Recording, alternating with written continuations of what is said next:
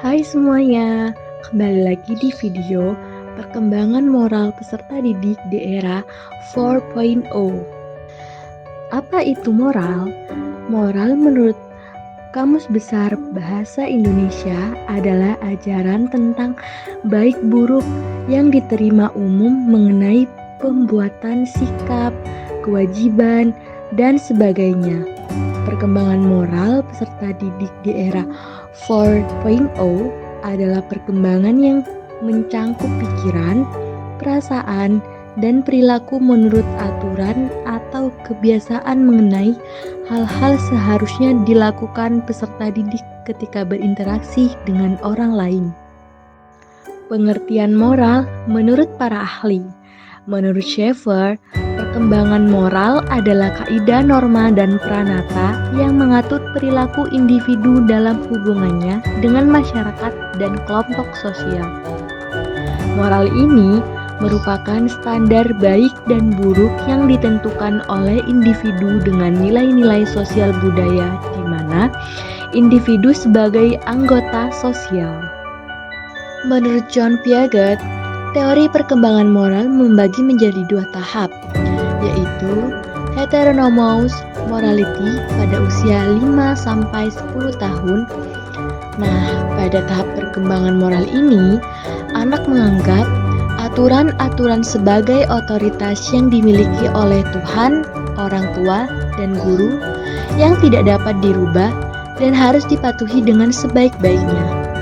Dan yang kedua adalah autonomous morality atau morality of cooperation pada usia 10 tahun ke atas. Moral tumbuh melalui kesadaran bahwa orang dapat memilih pandangan yang berbeda terhadap tindakan moral. Selanjutnya merupakan teori perkembangan menurut Jean Piaget. Beliau mengungkapkan bahwa secara umum semua anak berkembang melalui urutan yang sama. Meskipun jenis dan tingkat pengalaman mereka berbeda-beda satu sama lainnya. Perkembangan mental anak terjadi secara bertahap dari tahap yang satu ke tahap yang lebih tinggi. Semua perubahan yang terjadi pada setiap tahap tersebut merupakan kondisi yang diperlukan untuk mengubah atau meningkatkan tahap perkembangan moral berikutnya. Dalam pandangannya, tahap-tahap kognitif mempunyai kaitan yang sangat kuat dengan 4 karakteristik berikut.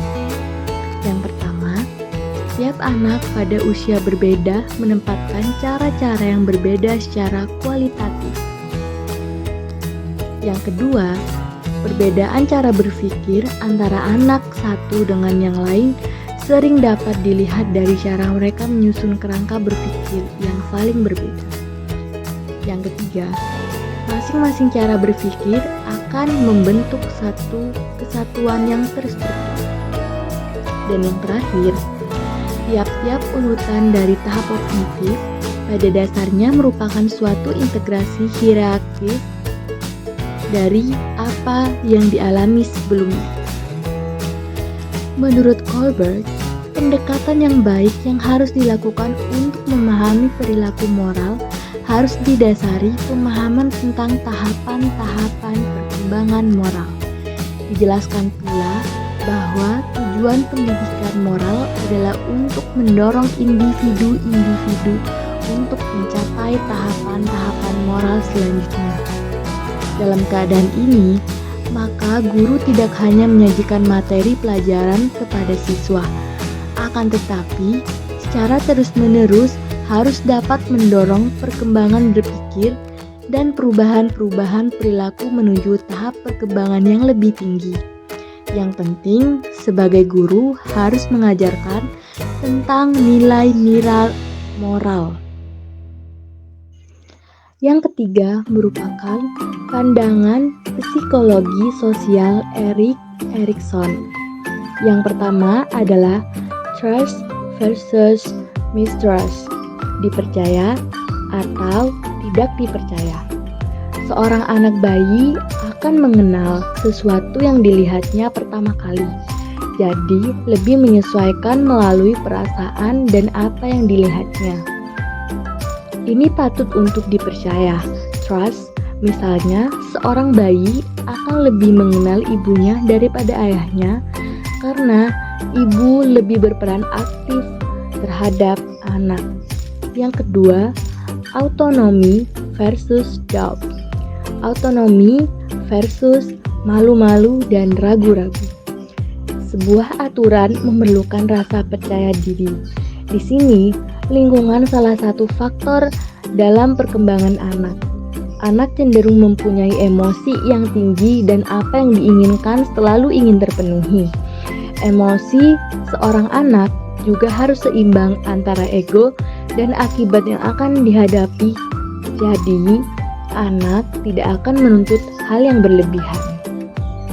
Yang ketiga adalah inisiatif versus will.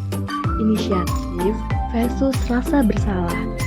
Seorang anak dapat mengembangkan inisiatifnya.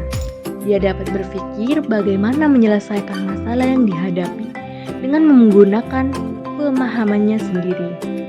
Tetapi, jika ada orang yang mencemooh atau memarahi tingkah lakunya, akan merasa bersalah dan takut untuk mengembangkan inisiatifnya.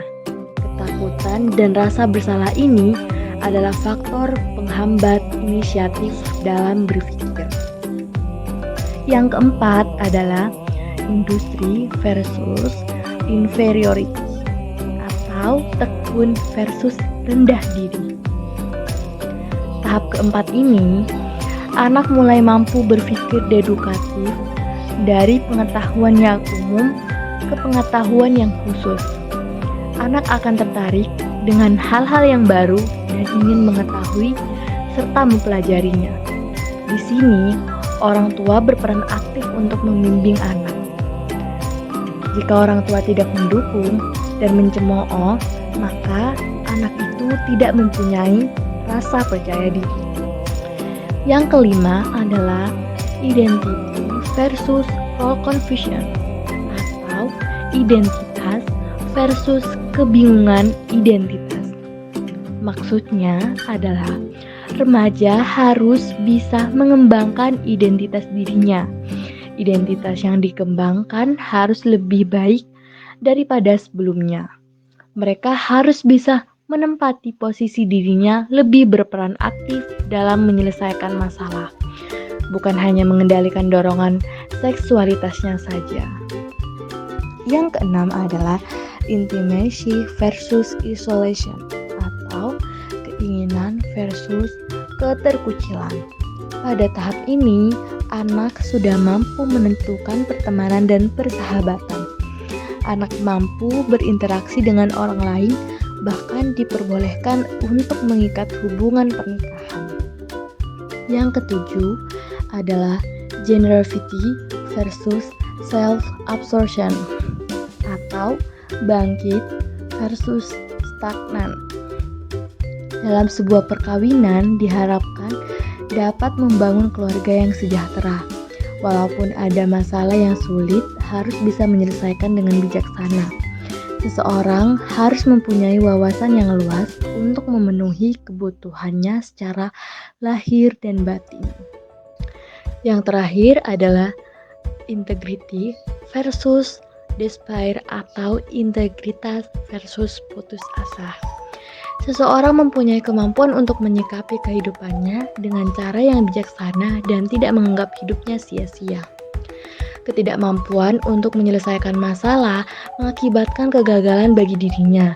Integritas yang matang adalah adanya rasa percaya diri, otonomi, dan inisiatif yang mampu dikembangkan dan berubah menjadi yang lebih baik.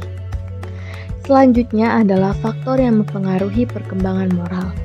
Yang pertama adalah tingkat harmonisasi hubungan antara orang tua dan anak. Yang kedua adalah banyaknya model, orang-orang dewasa, teman-teman, ataupun orang-orang yang terkenal, yang diidentifikasi oleh anak sebagai gambaran-gambaran yang ideal. Yang ketiga adalah lingkungan.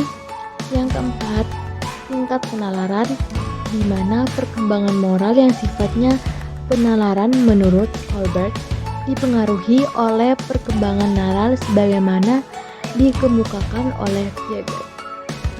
Yang kelima adalah interaksi sosial dalam memberi kesepakatan pada anak untuk mempelajari dan menerapkan standar perilaku yang disetujui masyarakat. Yang terakhir adalah tahapan-tahapan. Yang pertama, tingkat prakonvensional, yaitu perilaku anak yang tunduk pada kendali eksternal. Yang kedua adalah tingkat konvensional, yaitu berfokus pada kebutuhan sosial. Yang terakhir adalah tingkat postkonvensional, yaitu individu yang mendasarkan penilaian moral pada prinsip yang benar secara inheren.